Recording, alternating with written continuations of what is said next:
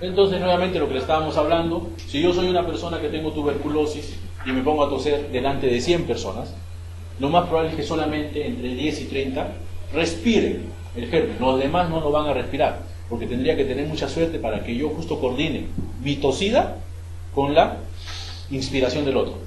¿Ok? Por eso es que generalmente solamente va a ocurrir en el 10-30%.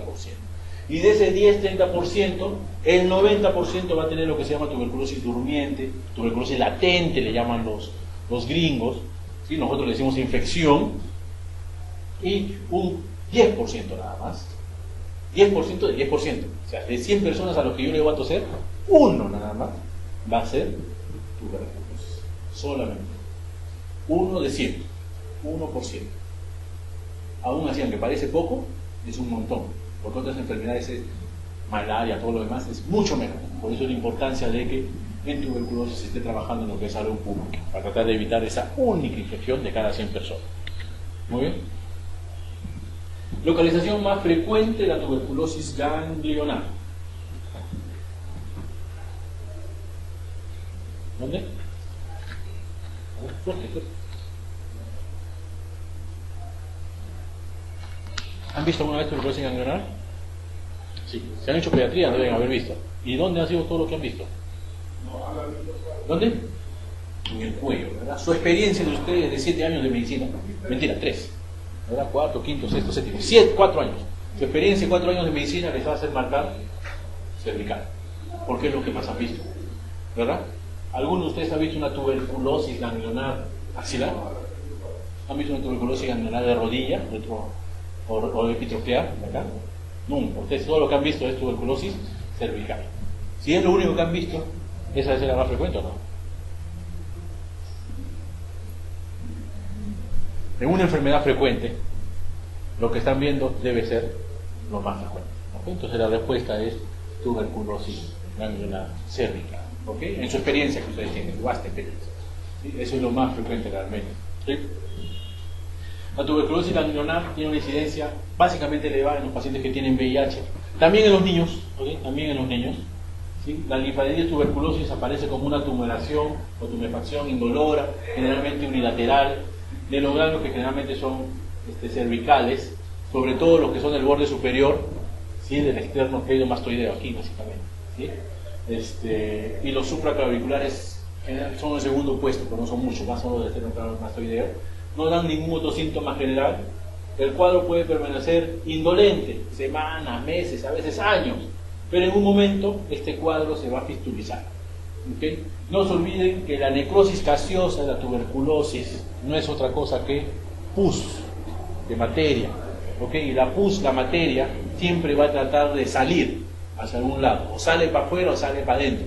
Para suerte nuestra, la tuberculosis ganglionar, por lo menos la cervical, más frecuentemente se abre hacia afuera y por eso fistuliza. ¿Ok? Por eso fistuliza. ¿Ya? Entonces es la tuberculosis más frecuente de la tuberculosis ganglionar, es la tuberculosis cervical. ¿Ok?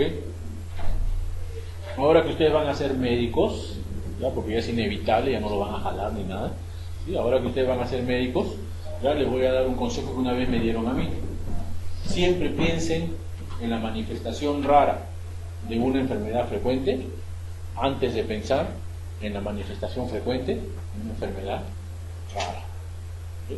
Si yo tengo un paciente que viene a la consulta porque tiene ganglios en axila, ¿qué es lo primero que tengo que pensar? Lo que tengo que descartar. Digamos que es una paciente mujer, 50 años, ganglios en axila. ¿Qué es lo primero que tengo? Cáncer de mama. ¿La adenopatía ganglionar axilar es frecuente en el cáncer de mama? No, pero el cáncer de mama es una enfermedad frecuente. Tengo que pensar en eso antes de pensar que la señora tiene la enfermedad de Bartonella por arañazo de gato, ¿verdad? Puede ser. El síntoma más frecuente de la enfermedad de Bartonella por arañazo de gato son ganglios axilares. Pero antes que eso tengo que pensar, es una manifestación infrecuente de una enfermedad frecuente. Y por eso les estaba diciendo, en su experiencia que ustedes tienen, cuál es la más frecuente localización que han visto de ganglios de adenopatías tuberculosas. Y lo más probable es que haya sido cervical. ¿Sí? Lo demás casi no lo han visto. No porque no buscan, sino porque no es frecuente. Pues. Eso básicamente lo termina viendo casi siempre el especialista. ¿Okay? Paciente varón de 27 años que desde hace 2 meses presenta tos, fiebre, diaforesis, pérdida de peso, febril, adelgazado, crépites en el ápice derecho, infiltrado apical derecho. ¿Qué es lo que tengo que hacer? Está como pico. Ya. A ver, ¿qué es lo que tengo que hacer? ¿Cuál es la respuesta?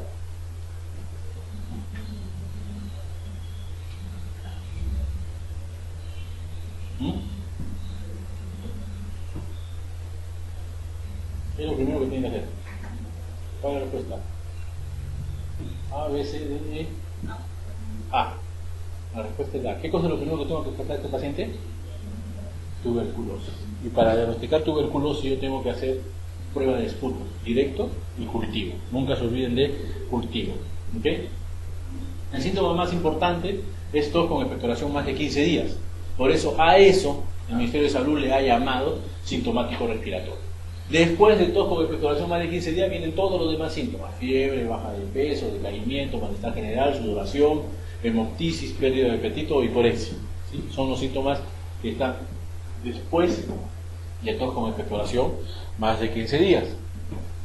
Y el diagnóstico de tuberculosis se hace con baciloscopía. ¿Cuáles son los diagnósticos baciloscópicos?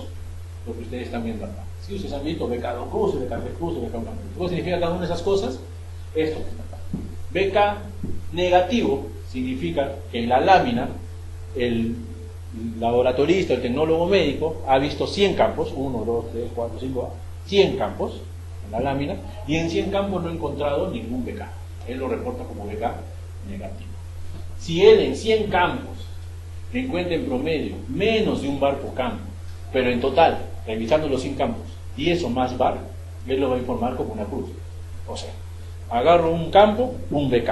En el siguiente, nada. En el siguiente, nada. En el tercero, 1. En el cuarto, nada. En el quinto, 1. Así, me miro 100 y en todos los 100 he visto solamente 10 o 11 veces 11 bacilos. A eso yo lo voy a informar una cruz. Si veo entre 1 y 9, a eso yo lo voy a informar negativo, y al costadito voy a poner 1 bar, 4 bar, 5 bar. No sé si has visto alguna vez ese resultado. ¿Sí? Ven el resultado, dice negativo, y al costadito dice en rojo 6 bar. ¿Qué cosa significa eso? Que en 100 campos solamente ha visto 6 bacilos. No ha llegado a ver más de 10. Por eso no lo ha puesto una cruz. Si veo un campo y veo 1, en otro campo veo 5, en otro campo veo 6, en el otro campo ya no necesito ver 100, solamente voy a ver 50. Y si en todos he visto de 1 a 10 bacilos, a eso le voy a poner 2 cruces. Y por último, si es que veo un campo veo 11, en el otro veo 15, en el otro veo 18, en el otro veo 22, ya no voy a ver 50, sino solamente voy a ver 20. Y si en todos he visto más de 10, a ese yo le voy a poner 3 cruces. ¿Okay? Entonces, cuando yo veo la baciloscopía, tengo que rápidamente pensar 2 cosas. Una primera, que mi paciente está muy bacilífero, pero una segunda, tengo que estar seguro que el que está leyendo sabe leer, porque si está ahí alguien como nosotros que no sabe leer láminas de BK, así hayan 20 bar y solamente tú has visto 2, ¿tú como qué lo vas a informar? Como una cruz, pues, y realmente es un paciente 3 cruces. ¿Okay? Por eso personalmente, cuando yo tengo un paciente que sospecho tuberculosis en la clínica, yo siempre lo mando a que se haga el BK en el ministerio, porque en la clínica pueden ser muy buenos los que estén ahí, pero en la clínica pues ven tuberculosis una vez cada 5 meses. En cambio en el ministerio el que hace la lámina ve tuberculosis todos los días, tiene el ojo más entrenado. ¿Okay? Por eso yo lo mando siempre al ministerio. ¿Ya? Que el paciente después quiera tratarse en la clínica, en el seguro, eso es muy diferente, pero yo siempre lo mando primero al ministerio, porque es más confiable el que está leyendo. Y esto que está acá depende mucho de quién esté leyendo la lámina. ¿Ok? Hay que tener ojo para eso. ¿Ya? Y eso significa ahora tuberculosis. Ya saben qué significa cuando vean el resultado. ¿Ok? Para el diagnóstico de tuberculosis, lo más importante es este. Si el Nielsen sigue siendo el gol estándar, ha aparecido otro medio directo que se llama la uramina. ¿Qué es mejor? La uramina es un método de diagnóstico de inmunofluorescencia. Yo el bacilo lo tiño con una sustancia que lo pongo en un microscopio de luz invertida y el bacilo brilla. ¿Ya? Entonces puede ser que yo no tenga nada de experiencia, pero si veo algo que brilla lo voy a ver. ¿Ya? Eso está hecho para gente, eso básicamente es lo que hacen algunas clínicas.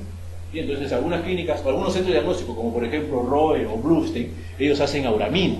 Es más caro que el Nielsen, pero Si tu paciente, no, ¿sabes qué, doctor? Yo que voy al 2 de mayo, pues, doctor, yo vivo en La Molina. ¿No? Ah, ya que se vaya a ROE, pero que le hagan auramina. Porque ya no importa que lo lea el que recién ha terminado, ese lo va a ver de todas maneras, porque brilla, así, brilla, ¿ok? Microscopio invertido. Los cultivos son otro tipo de método de diagnóstico. ¿Sí? En el Perú, ¿cuál es el cultivo que nosotros usamos? Lobo estenyense. No, en el Perú nosotros usamos el Ogawa. ¿Por qué no usamos lobo estenyense?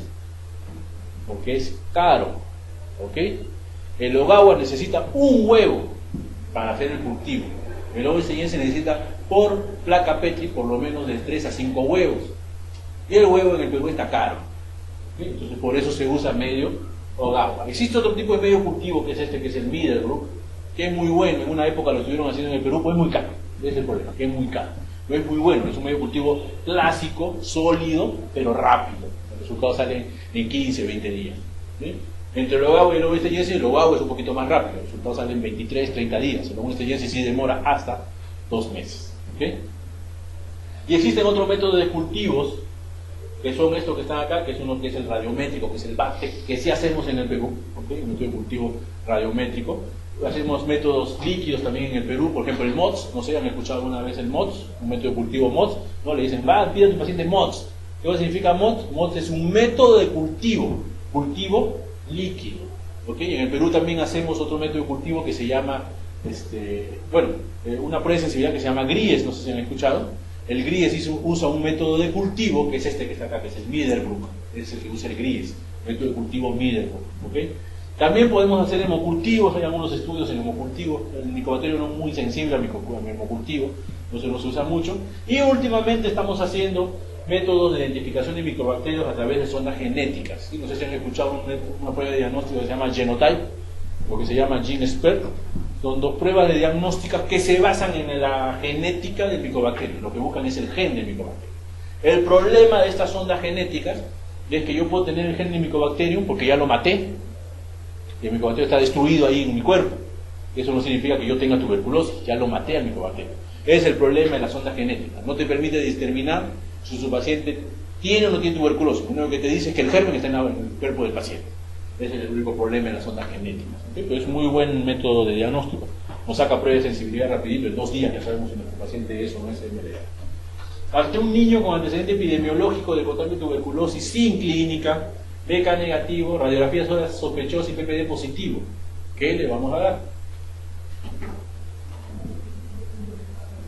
Entonces la pregunta es, ¿este niño tiene infección o tiene enfermedad? ¿Verdad? Eso es lo primero que ustedes tienen que decidir, porque es diferente tratar tuberculosis latente que tratar enfermedad. ¿Qué creen ustedes que tiene el niño?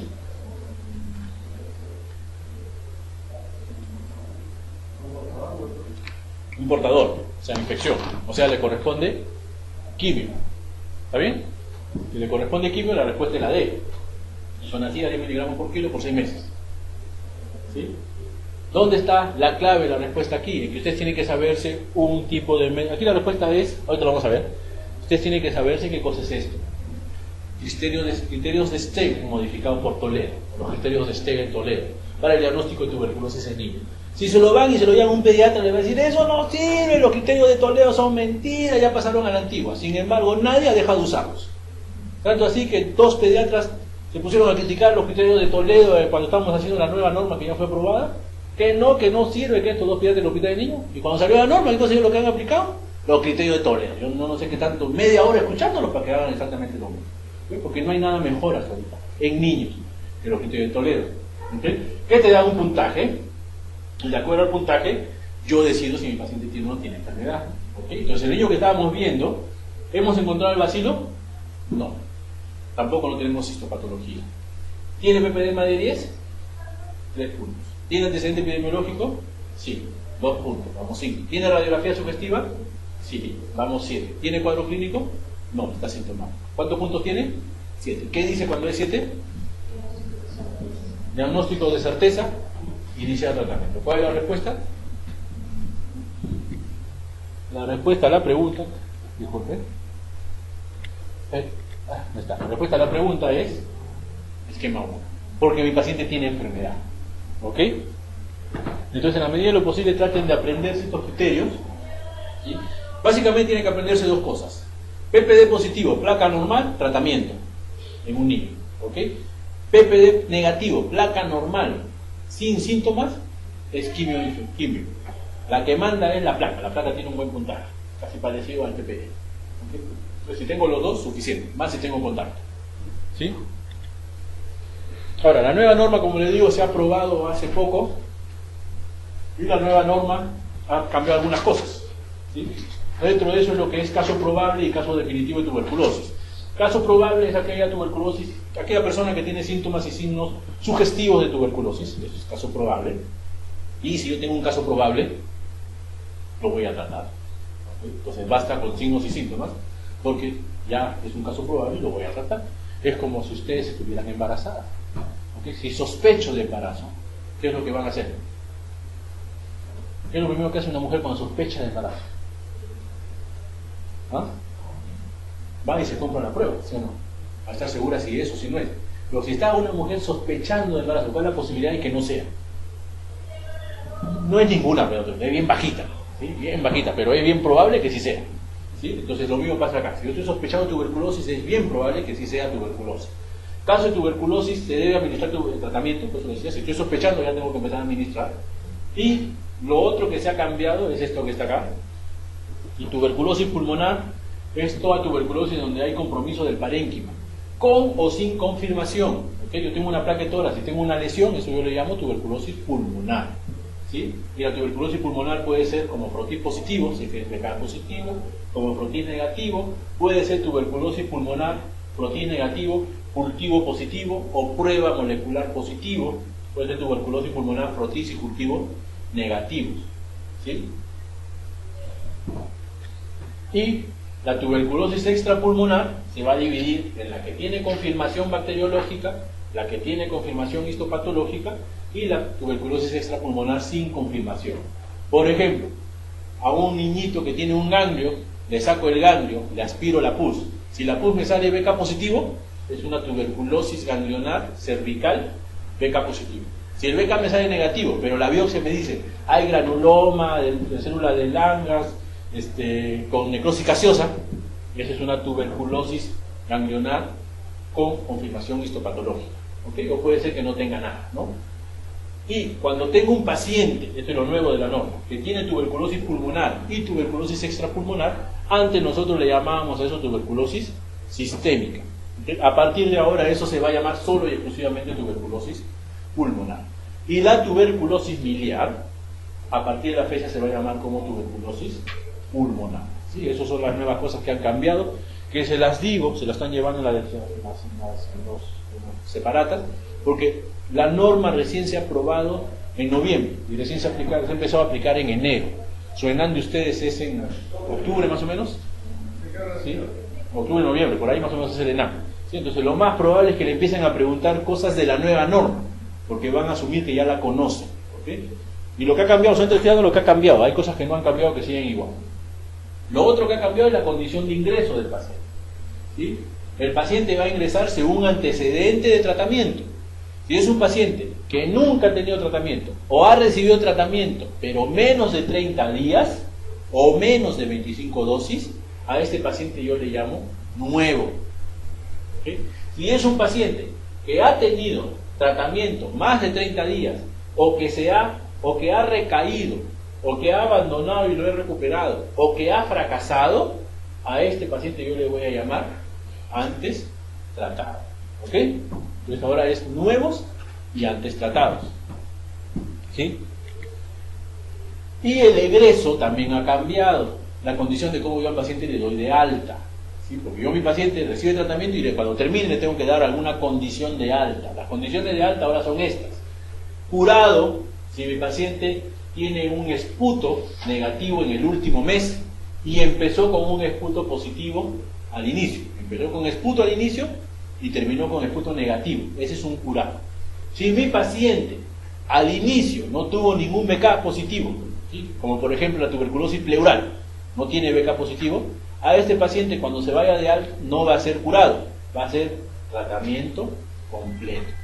¿Okay? Y a la vez, si mi paciente inició como positivo, pero al final del tratamiento al sexto mes ya no tiene ningún BK, porque el paciente ya no tose, ¿verdad? Que es lo que a veces pasa, ya se curó, ya no tiene por qué toser 6 meses después, el paciente ya no tose. A este paciente también le doy de alta, y le doy de alta como tratamiento completo, no como curado. Curado es aquel paciente que inicia positivo y al sexto mes tiene un BK negativo. Eso es curado, ¿ok? No se vayan a confundir, no le vayan a poner, porque yo veo, sinceramente yo creo que aquí en este slide y en el siguiente, que es condición de egreso de TB sensible y condición de egreso de TB-MDR, por lo menos le van a venir 2 o 3 preguntas. Entonces quiero que me entiendan bien esto, ¿sí? ¿Qué cosa? Estos son las dos, curado y tratamiento completo, ¿okay? Suena que es lo mismo, pero no es lo mismo realmente. Fracaso es aquel paciente que tiene un BK o un cultivo a partir del cuarto mes. Antes, fracaso era cultivo positivo al cuarto mes. Ahora es cultivo y o becado más. Ya no necesariamente cultivo, al cuarto mes. Eso es un fracaso de esquema 1. Fallecido, bueno, eso es cualquier paciente que fallece durante el tratamiento de TB. Si yo tengo tuberculosis, salgo a la calle y me atropella un carro, soy fallecido por tuberculosis. Así el carro no tenga nada que ver con la tuberculosis. Por estar en tratamiento lo tengo que reportar como fallecido de tuberculosis, ¿ok? Abandono es aquel paciente que inicia tratamiento y deja de tomar más de 30 días, independientemente cuánto tiempo ha tomado, ¿ok? Si yo empiezo el tratamiento hoy día y ya de ahí no vuelvo a ir a la posta porque me miraron mal, qué sé yo, hasta dentro de un mes yo ya soy abandono por haber tomado una sola dosis, ¿ok? No confundir con esto que está acá. Si yo tomo una sola dosis y me vuelven a ingresar, ¿cómo que me van a ingresar? ¿Como nuevo o como antes tratado? Si tomo una sola dosis, soy nuevo. Si tomo más de 30 o 25 dosis, más, soy antes tratado. Esa es mi condición de ingreso, cómo voy a ingresar a la posta. Pero la condición de egreso o de salida, disculpen, o de alta, es abandono. Así haya tomado una sola dosis. ¿Sí? No evaluado es si no conozco cómo se fue. Y el éxito del tratamiento lo vamos a medir con la suma de los curados más los tratamientos completos. ¿Okay? Porque curado es aquel que inicia positivo y termina negativo. En MDR es más o menos igual. La diferencia es que el esquema 1, ¿cuánto tiempo dura? 6 meses. ¿Y el esquema MDR cuánto tiempo dura? 18 a 24 meses. ¿Okay? Entonces las terminologías son un poco diferentes porque dura más. ¿Qué cosa es curado de un esquema MDR? Es aquel paciente que tiene 10 cultivos negativos consecutivos en el último año de tratamiento. ¿Ok? Eso es curado. 10 cultivos negativos consecutivos en el último año. Si mi paciente deja sus BKs y un mes no tiene tos y no deja un BK y tiene 15 cultivos negativos, pero tiene primero 5, de ahí uno que no dejó, de ahí tiene 5, de ahí tiene uno que no dejó y de ahí tiene 5 y tiene uno que no dejó, el paciente está bien, ya subió de peso, ya no tiene ninguna lesión, ya no tiene ningún síntoma, ese paciente también le vamos a dar de alta, pero no es curado porque no tiene 10 cultivos negativos consecutivos. A ese paciente yo lo voy a considerar como tratamiento completo. Esta es la nueva terminología que se ha incluido en la norma técnica, ¿sí? Para que la puedan entender bien, ¿entienden, verdad? Lo demás es más o menos lo mismo, ¿sí? Fallecido, abandono, no evaluado, éxito es lo mismo. Fracaso en MDR, ¿ya? Son dos cosas. A dos cosas yo llamo fracaso. Primero, yo llamo fracaso a aquel paciente que durante 6 meses de tratamiento, al 6º mes, sigue siendo positivo. Positivo, positivo, positivo, positivo, positivo, 6 meses. Ese es un fracaso. ¿Ok? Si durante 6 meses el paciente sigue siendo positivo. ¿Ya? Porque se supone que para el 6º mes de un esquema MDR, más del 90% ya tiene que ser negativo. Entonces, si al 6º mes mi paciente sigue siendo positivo, es un fracaso. Al 6º, ¿eh? No es al 4º, no es al 2º, es al 6º mes. Hay que tener paciencia y buen humor y esperar. Y lo otro que es fracaso es si mi paciente tiene Empiezo el tratamiento, al primer mes negativo, al segundo mes negativo, al tercer mes negativo, al cuarto mes negativo, quinto mes negativo, está yendo bien, sexto mes negativo, séptimo negativo y al octavo aparece un positivo. Si aparece una reversión bacteriológica, un positivo después del sexto mes, 2 meses consecutivos, o sea, digamos que aparece en el octavo y en el noveno, mi paciente también es un fracaso. ¿Okay? ¿Y quién más es un fracaso? Aquel paciente que viene con una prueba de sensibilidad que me dice que es incompatible con su tratamiento. ¿Okay? Ese también lo vamos a considerar a partir de la fecha como fracaso. ¿Muy bien? Sí, entonces eso que está ahí son las nuevas cosas que han cambiado en la norma técnica, para que ustedes lo consideren. ¿Ya? Cuando uno ya está metido en este negocio, como yo, 10 años, ya estos cambios para mí pues son, pues si quieres lo pongo así, si quieres lo pongo así, es lo mismo. Lo único que he hecho es cambiar papas por camotes. ¿Ya? Pero para ustedes que recién están empezando, ¿okay? Yo sé que es un poco tedioso tratar de aprenderse estas cosas, ¿sí? Porque tienen que aprenderse, pero cuando terminen ustedes, si terminan de hacer su serum, van a hacer los nuevos, y cuando empiecen a trabajar, los nuevos por defecto, siempre se van primero a hacer tuberculosis. Así que tienen que hacer las cosas bien. El estudio de contacto, ¿okay? Es exactamente lo mismo, es el hecho de estudiar al paciente que tiene, al contacto del paciente que tiene tuberculosis, pero por primera vez de toda la historia del Perú se ha ocurrido definir qué cosa es contacto. ¿Okay? ¿Y qué cosa es contacto para la nueva norma? Es un caso índice que es diagnosticado en los 3 meses previos al diagnóstico, que comparten o compartieron el mismo domicilio, o no comparten el domicilio, pero que frecuentan el mismo espacio. Por ejemplo, ustedes. Si acá aparece un paciente BK positivo y está haciendo el internado con ustedes, y ya tienen de interno ya 4 meses, o sea, ya son más de 3 meses previos, todos ustedes ya son contactos. ¿Okay? Si aparece un BK positivo, o aparecía un BK positivo en el mes de febrero, y ustedes no lo conocían porque era de otra universidad, no era la de ustedes, ¿okay? ¿Cuánto tiempo están con esa persona conviviendo, entre comillas, o frecuentando? 2 meses. Como no cumplen el criterio de 3, entonces en teoría no son contactos. ¿Okay? Contacto es aquel paciente que convive con el que tiene la tuberculosis por lo menos los 3 meses previos. ¿Okay?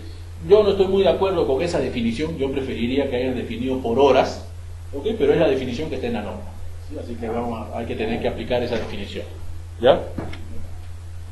Muy bien.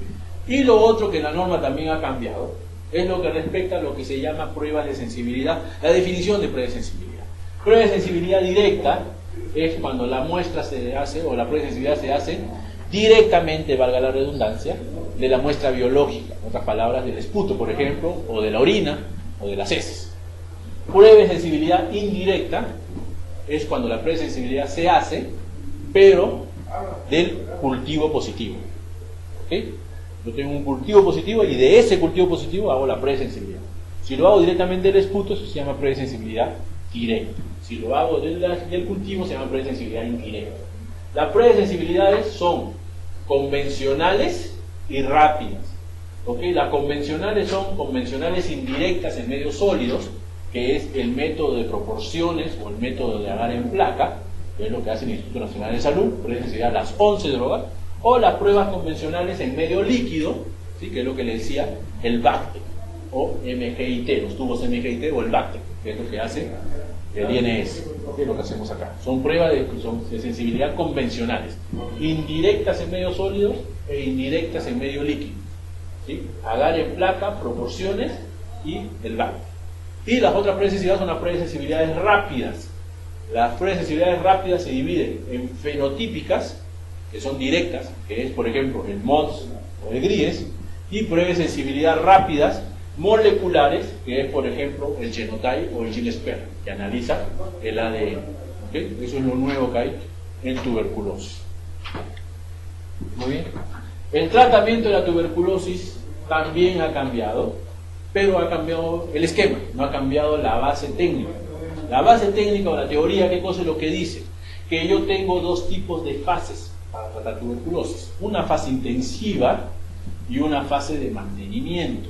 La fase intensiva es la que se encarga de matar a todos los bacilos que están en la población extrapulmonar, es decir, en las cavidades. Por eso yo doy 4 drogas. ¿Okay? La fase de mantenimiento es aquella que se encarga de matar a los bacilos que se multiplican poco, que están dentro del macrófago, los intracelulares.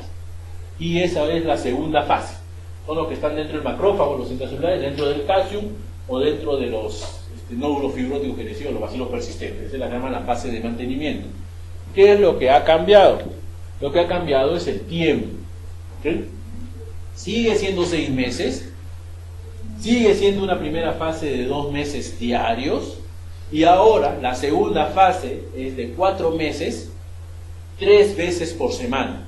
¿Okay? ¿Cuánto era antes? 2. Ahora lo han cambiado y ahora es 3 veces por semana. En nuestro esquema 1 son 2 meses de 4 drogas diarias, isoniazida, rifampicina, etamitrol y piracinamida, y 4 meses de 2 drogas 3 veces por semana, isoniazida y rifampicina. Muy bien.